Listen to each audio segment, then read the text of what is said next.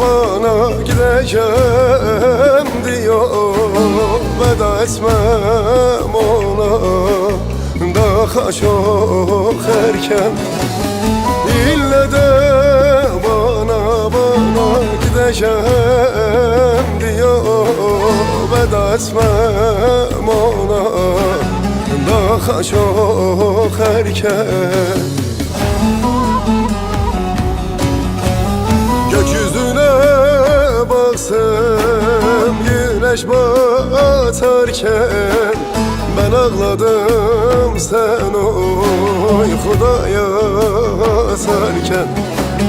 Niye ayrıldık deli gibi severken, güle güle demem daha çok erken. Niye ayrıldık deli gibi severken, güle güle demem daha çok erken.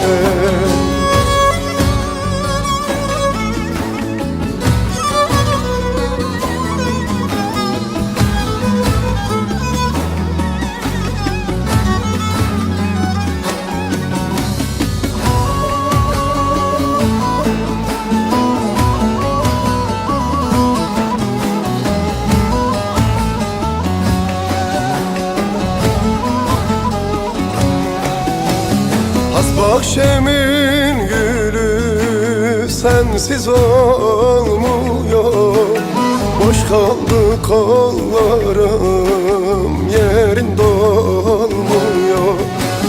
Sana kavuşacağım günler gelmiyor, veda etmem sana daha çok erken.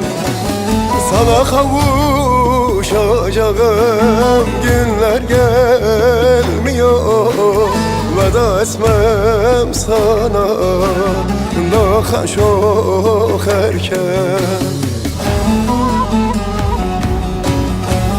Gökyüzüne baksam güneş batarken, ben ağladım sen uykuda yatarken. Niye ayrıldık deli gibi severken, güle güle demem daha çok erken. Niye ayrıldık deli gibi severken, güle güle demem daha çok erken.